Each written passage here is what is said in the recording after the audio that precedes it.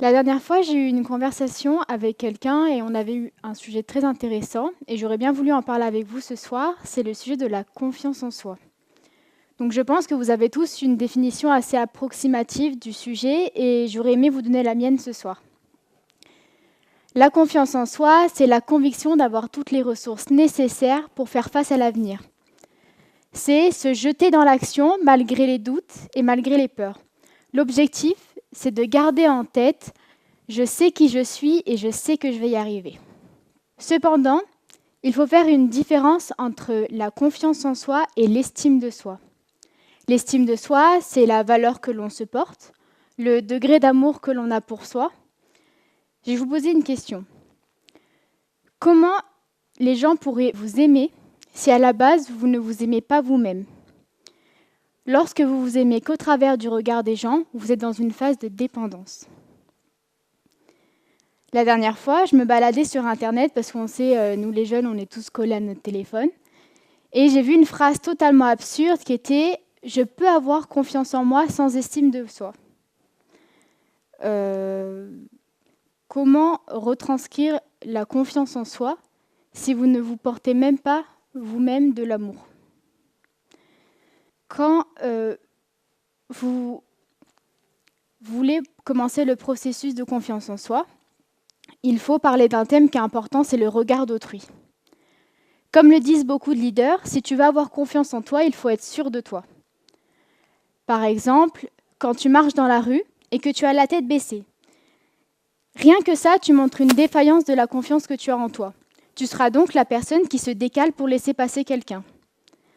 À l'inverse, quand tu marches dans la rue avec la tête haute, là, tu montres une certaine confiance que tu as en toi et au contraire, ce sera les gens qui vont se décaler pour te laisser passer. Vous devriez faire cette expérience parce que vous verrez directement une grande différence.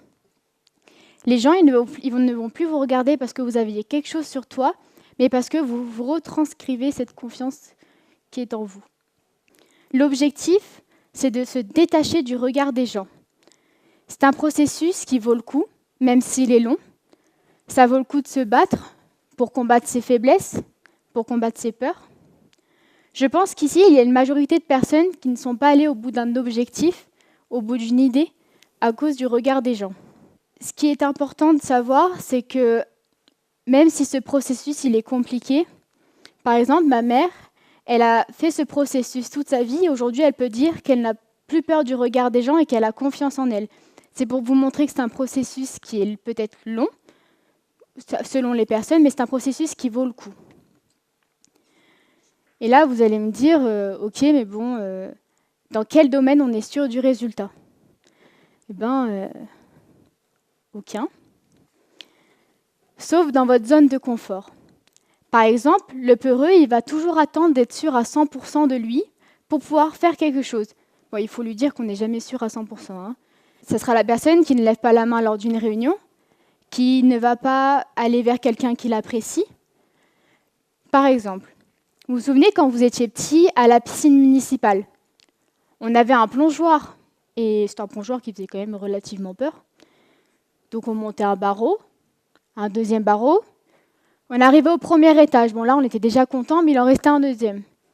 Donc on monte au deuxième étage, et là, on est au sommet. Et là, on a deux possibilités.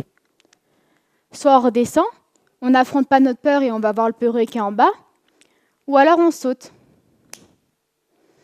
Le plat. Vous ne pouvez pas toujours réussir tout du premier coup. Il se peut qu'il y ait des embûches sur votre chemin. Bon, après, vous pouvez très bien réussir, sauter directement et il y a tout qui se passe bien.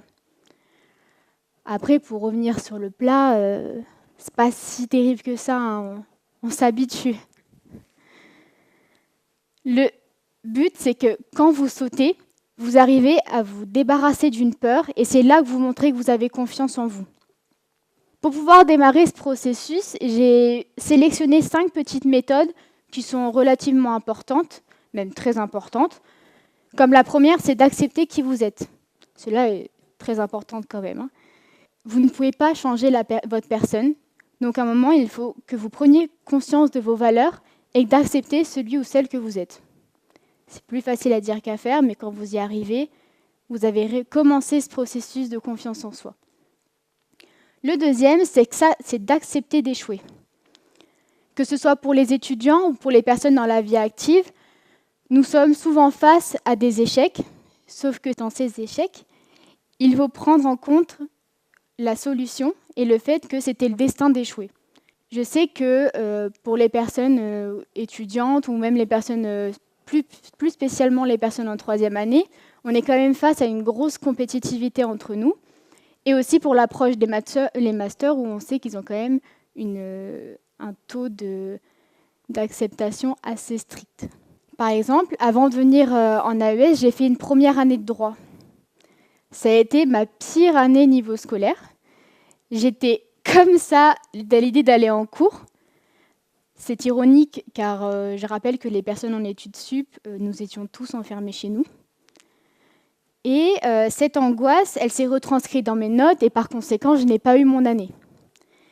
Et je pense que c'était le destin parce qu'en 2 semaines, j'ai dû retrouver une licence, retrouver un appartement et sans ça, je ne serais pas là aujourd'hui. Donc je pense que le destin était plus favorable par rapport à moi. La 4e méthode, c'est d'accepter de dire non. Il faut accepter d'être égoïste et de dire non, tout simplement. Quand vous aurez compris ça, lorsque vous accepteriez de faire quelque chose, vous ne vous forcerez plus. C'est plus facile à dire qu'à faire, mais c'est important de savoir dire non. Une autre méthode qui est importante, c'est de prendre conscience de votre corps. Votre physique et votre mental, ils sont liés.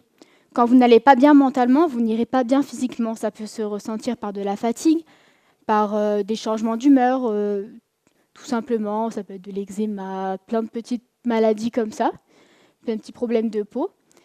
Donc là, vous dites juste stop, en fait. Vous faites une pause et vous vous dites maintenant, il faut que je comprenne que je ne suis pas bien. Et vous faites une pause dans ce qui vous stresse dans votre vie. Et la dernière, c'est de se mettre des objectifs réalisables. Il y a 2 courants de pensée par rapport à ça. Il y a ceux qui vont vous dire mettez un objectif inatteignable, très haut, comme ça va toujours vous pousser dans l'envie de réussir. Et moi, je ne suis pas d'accord avec ça. Je pense que quand on va commencer ce processus de confiance en soi, il faut se mettre des objectifs réalisables. Comme ça, dès que vous allez réussir cet objectif, vous ne serez que reboosté d'énergie pour pouvoir réussir un autre objectif. Pour comprendre tout ça, je vais vous parler un peu de mon expérience personnelle. Moi, j'ai eu la chance de grandir dans un cadre de confiance. Voilà, mes parents, ils avaient confiance en mon frère et en moi, et on pouvait tout faire sauf briser ce lien. Donc je sais qu'il n'y a pas tout le monde qui a eu la chance de grandir dedans, dans un cadre similaire, mais il ne faut pas vous inquiéter, vous pouvez très bien commencer ce processus de confiance en soi de d'autres manières. Il y a plein de méthodes qui existent pour ça. Pour revenir dans mon expérience personnelle, ce que ça m'a permis d'avoir un cadre de confiance, c'est un ancrage au sein de la société. Et je savais que malgré tout, j'avais des valeurs, même si je doutais, je savais que je pouvais être fière de moi. C'est en osant faire des choses que l'on n'a pas l'habitude de faire qu'on alimente ce processus de confiance en soi. Par exemple, même si je suis là devant vous en train de dire « c'est super, il faut avoir confiance en soi », je ne peux pas vous dire à 100% que j'ai confiance en moi. Hein. Après tout, je n'ai que 20 ans. Merci.